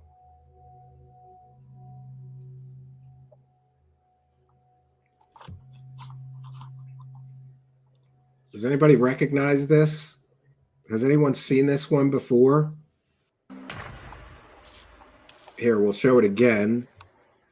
And this is fair use. This is transformative work. We're educating the public about this fake whistleblower that is going in Twitter spaces, regaling people with wonderful alien and UFO top secret stories from his prison cell. He claims he's authenticating this video as a real video of a TR-3B, right? There's only one problem. This is a known CGI video. And in fact, many people have debunked this one. It is created by a CGI artist. In other words, computer-generated images. This is a completely and totally fake video. So what we have so far is Richard Doty, the dumbass, authenticating that this guy was getting top secret briefings from his prison cell. And then we have the guy himself claiming, I'm authenticating. This is a real video. And we know that this is completely and totally a fake CGI video. This is completely and totally fake. Totally fake video. Created with a computer. It's not a real craft. It's not a real video. It is a complete and total hoax. But let me take a moment because I don't know if anybody actually corrected him.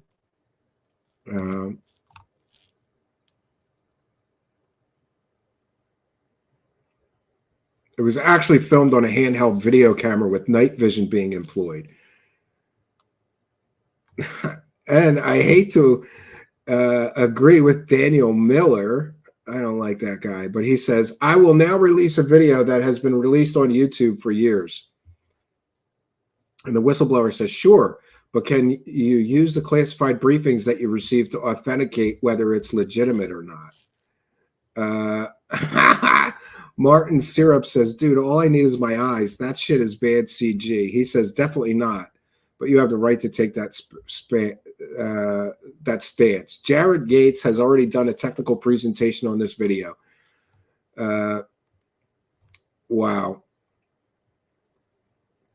Christopher says, this video was out for a while, similar to what has been seen in Cuba. Yes, it has been out for a while, says the whistleblower, but I am now releasing it myself and authenticating it as legitimate. Total Disclosure Podcast, come on, dude, you're not this dumb, says, I'd be interested in hearing more. Nobody is going to show him the source of this video. People are asking, will these be used for the invasion? I'm not sure. Okay, somebody finally. It's 100% CGI. I used to work as a video producer, and these close-ups blur the fast-moving shots while you don't precisely center the subject. You can't tell it's CGI. It's too obvious. If it were an object near Paris, it would become a legend like the Phoenix Lights. I can't believe that people are not showing him that this video has been out for decades and is completely and totally fake and CGI. People, there's hundreds of replies of people who are like, wow, it's real. Yeah. But UFO of interest, Brad Berry, who's a viewer here, yeah, he caught it. Brad Berry called him on his bullshit, and thanks, Brad Berry. Shout out to Brad Berry. He's a show viewer here. Brad Berry says, you've been owned. Fact one, the quick photo is an artwork I already exposed in my timeline. Image flipped horizontally. Fact two, the footage is an old graphic animation. And for those unaware, UFO of Interest busts more fake UFO videos than I do, certainly, than most on the planet do. He would be considered an expert in the world of fake UFO or alien videos. He's busted hundreds, thousands of hoaxes.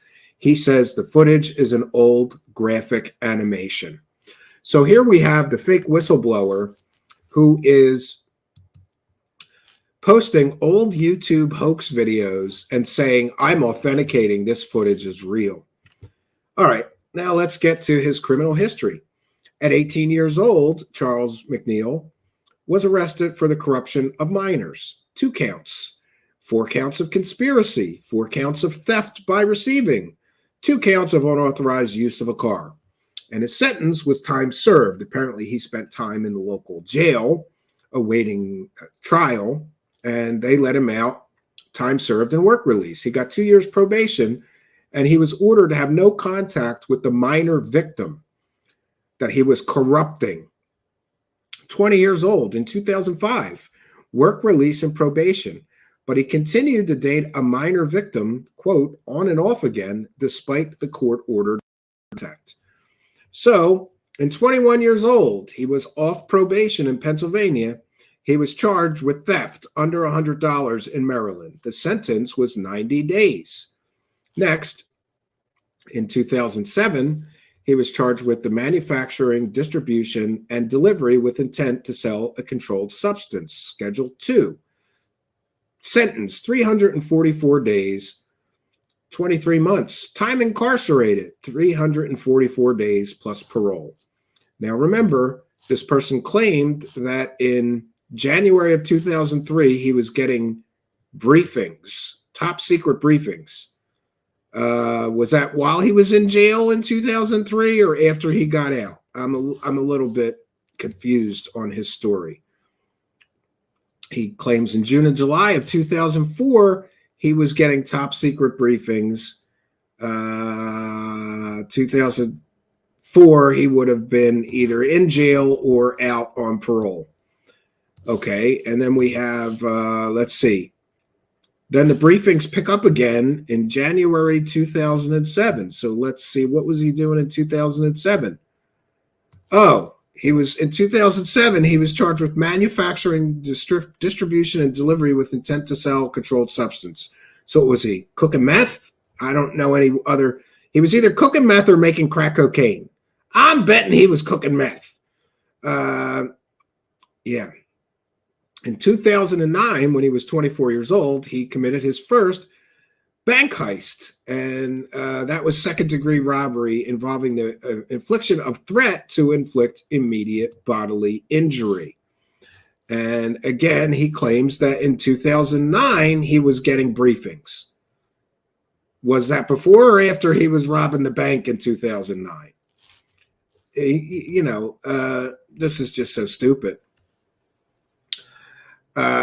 So at 25 years old, he had a jury trial for a bank robbery and was found guilty. He was sentenced to 3 to 10 years and for violating parole from the manufacturing narcotics charge. Sentence consecutive 1 to 5 years.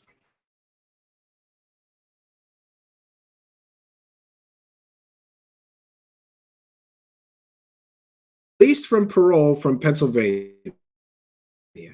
And 22 days later, he was arrested in Maryland for a second bank robbery.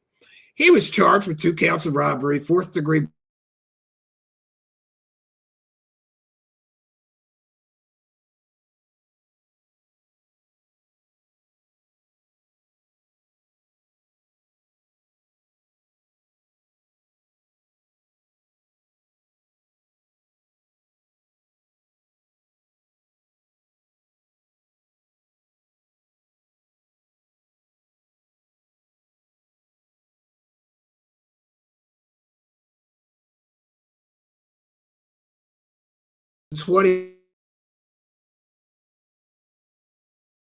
Consecutive 20 years.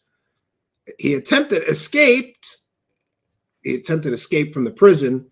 He was charged and found guilty. and received an additional sentence of 10 years. So his total is 50 years of incarceration. And for anybody who doubts the research efforts, all of the documents are public records. Here he says, I was in an off-again, on-again relationship with a girl 3 years younger than me when I was 17 to when I was 24. So when he was 17 years old, he was, what, trying to bang a 14-year-old girl? When I was 18, I didn't even know what it meant. I had just turned 18 in a juvenile placement facility and was still on juvenile probation at the time. I stole 2 vehicles. Then he says, the daughter ran away, and a few days later, we were found sleeping naked under a blanket together. I was taken back to jail, and I was charged with a misdemeanor, corruption of a minor, and I had my bail revoked. I pled guilty to that misdemeanor and received, half month for that charge. Time served, released. I was only receiving probation for 7 felonies from the stolen cars. I cared about what they were letting me out of jail. I found out years later that by doing that, by pleading guilty, they were able to have me listed as a sex offender, because you are a sex offender. If you're 18 years old and you're banging a 15-year-old girl, you're a sex offender, even though it wasn't the type of charge where I had to actually register as one of anything. That woman and I continued our off-again, on-again relationship until she was 21 and I was 25 when we were separated for the last time. So that's from his own so-called whistleblower document that he has. And here's all of the charge and disposition information for his criminal offenses. Here is some news reporting. Bank robber gets 20 more years for soliciting teen for Pennsylvania heist. Bank robbery trial begins for Pennsylvania man representing himself. That's how you know this guy's a genius. He represented himself in a bank robbery trial, a jury trial. And here's Charles McNeal on Twitter, who says, retired United States Air Force intelligence officer who worked Office of Special Investigations, Richard Doty, has publicly confirmed that I received 8 clandestine briefings about aliens and UFO information and technology. He does not publicly confirm that the information I have blown the whistle on recently, but he does acknowledge that I did receive these top secret briefings. I'm receiving a lot of hate on X, but I'm also receiving a lot of love and support. For those that knew me growing up, I'm sorry I never told you. I was not allowed to disclose this. It wasn't until recently that I decided to come forward as a whistleblower that this all came out. Gives his handle on Twitter, and he says, be warned now, the trolls are out live and in full effect. Even some within the UFO community are attempting to discredit me. He says that we're trying to discredit him. Dude, your rap sheet discredits you. This guy is a career criminal.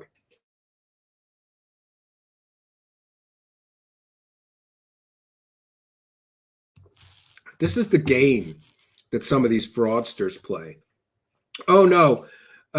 I'm very credible, even though, I'm a sex offender and a bank robber and a car thief that spent years in prison and have a 50-year prison sentence, apparently, or, If you're interested in my information, then come and take that journey.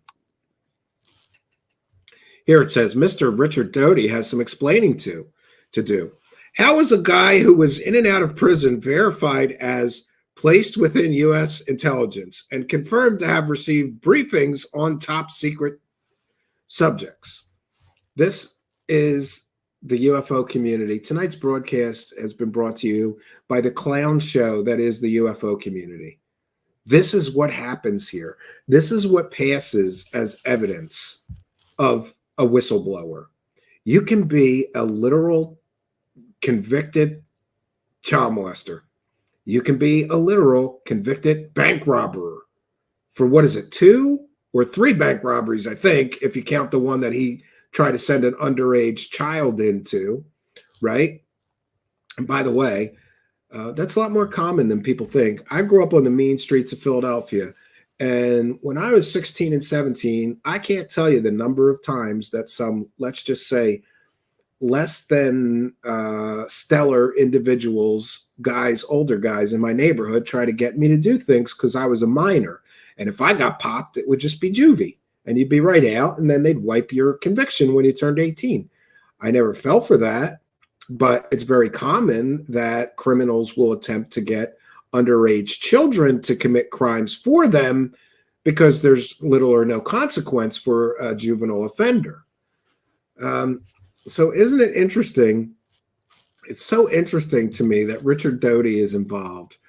And this guy is saying, Doty has publicly confirmed that I received 8 clandestine briefings about aliens and UFO information and technologies. And did you hear his story? Like, why would they give you all this top secret information? Well, he just wanted to share it with somebody. Come on, dude. And I can also report that I've spoken with 2 individuals. I try to get them to both come on the show, but I don't blame them. They don't want to. Who told me that this individual is in their inbox begging for money so that he can get snacks at the jail cell he's staying in. Isn't that awesome? He wants to get snacks, and he's targeting, by the way, just a word to the wise, a criminal is a predator, and you can't believe anything a predator tells you. So he is playing on the sympathies.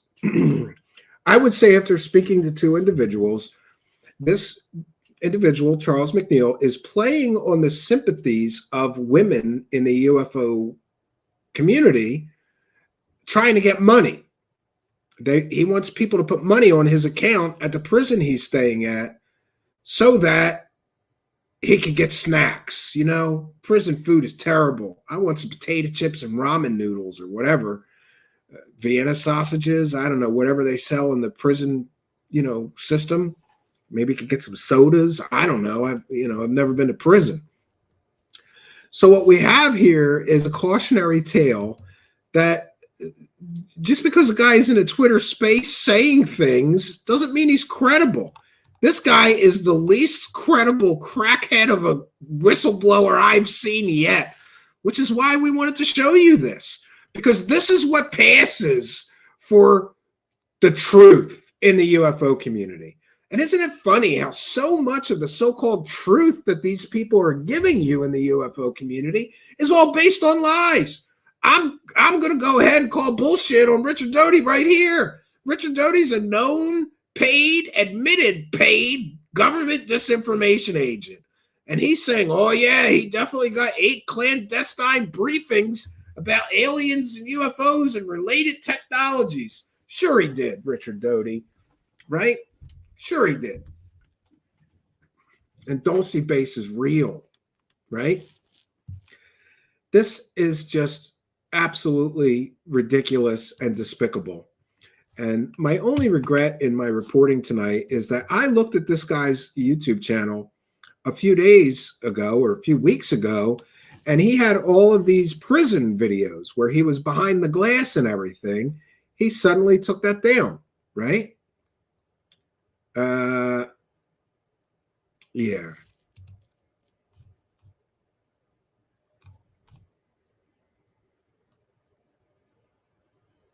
Oh, geez, people are sending me a lot of nonsense.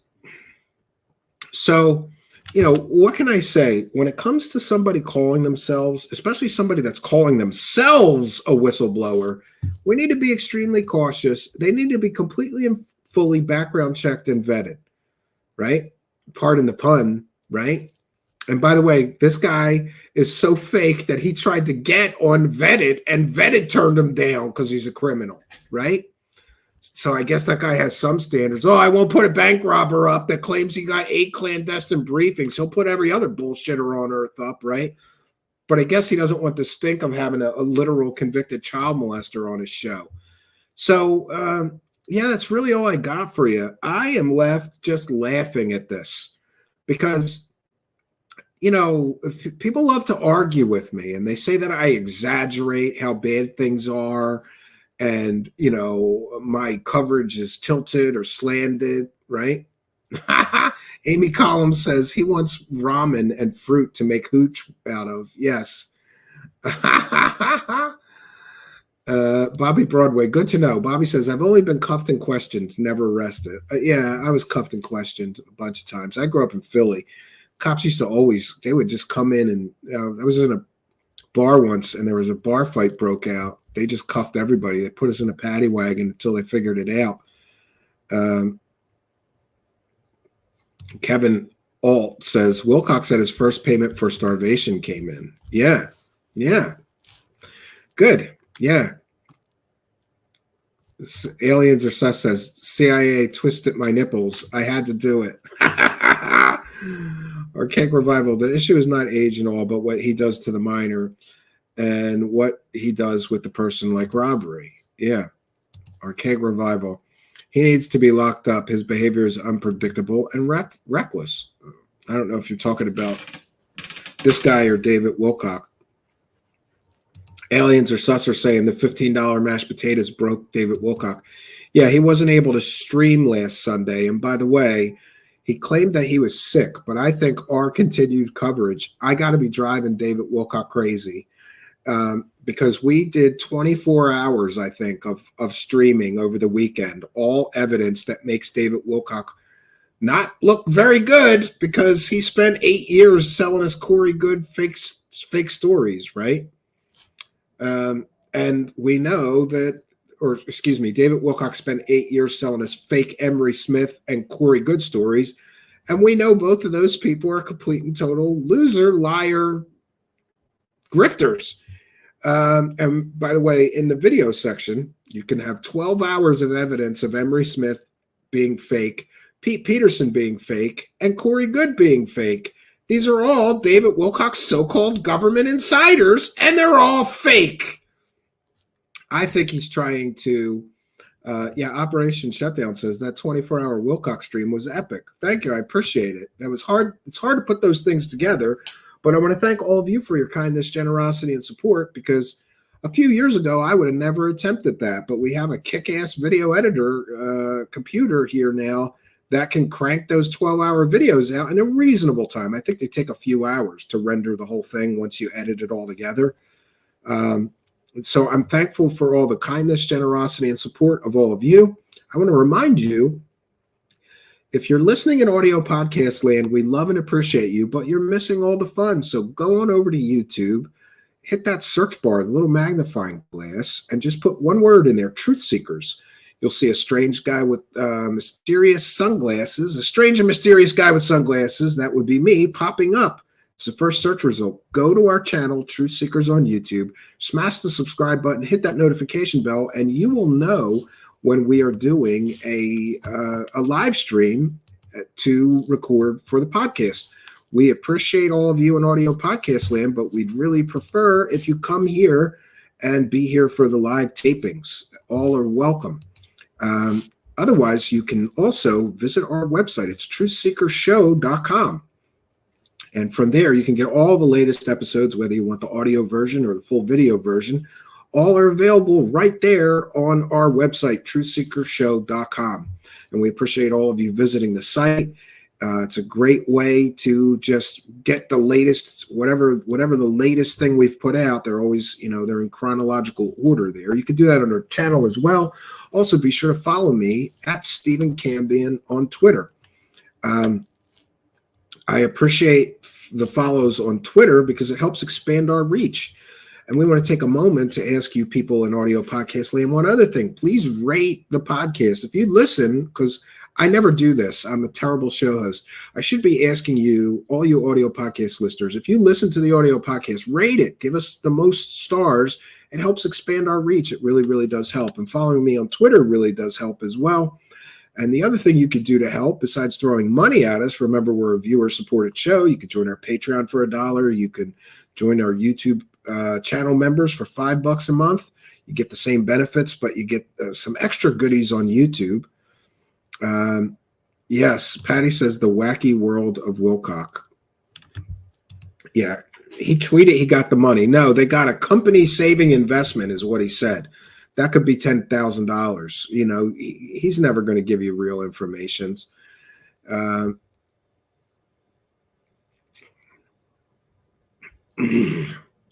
Jason Parker says he's probably trying to find a bride for conjugal visits. I don't know if they have those in Pennsylvania. I think he's in jail in Pennsylvania. Maybe I should go visit him, get an interview, hear all the alien truth. I hear the favorite foods at the prison store are Doritos and corn nuts. That sounds about right. Yeah. Ty E. McCullough Wise says UFOs are classified weapons projects mostly. Well, if you say so. No, I think a lot of people, I think a lot of UFOs are shadows because you chase them and they disappear. That's what I think. Yeah, I heard that. Aliens are sus says he feels bad for Lou and others because the Dark Alliance doing to them what's being done to him. Yeah, and we'll be back to covering David Wilcox soon. I'm trying to get this media insurance finalized. It's taking forever. The one company is a big problem. And then the second company, they quoted me something like $5,000 a year for media insurance. And, that's like half the income that we have here as a show in total. So I can't justify work. I'd be working just to pay the media insurance to protect myself from pathological liar David Wilcox suing me. And I'm not willing to work half my time just for that. So, we're back to the other company that had a lower rate. Yes, Arlene Atkinzel is asking, why are there so many P words and criminals in UFO circles? Because they can't work anywhere else. And they figure out, stupid people, I could just tell stories and get money. We've got Bill Brockbrader. He's a court-martialed child M. We had Wendell Stevens, a convicted child M. We had Jan Harzan. We're probably going to be talking about that story this week with Erica Lukes. Wait till you hear the details of what he was doing. He was begging a 13-year-old girl to have sex with him in his office, but it'd be okay, Arlene, because it'd be comfortable. He had a blanket, right? Disgusting. Yeah, maybe Warren Meyer says, or maybe they heard about the anal probe. Well, listen, I think we have done our due diligence. I'll be back tomorrow night, 9 p.m. Eastern Standard Time. No place I would rather be, and I hope that you'll be here with me. 9 p.m. Eastern Standard tomorrow night. I will be here. Hope you'll be here too. So what else can I say, friends? Be critical. Be discerning. And always ask for evidence, and always fact check people. Look into their claims. Don't just accept their stories as true or accurate. So that's all I got for you, friends. Until next time, my name is Stephen Cambion. Good night, and God bless all of you.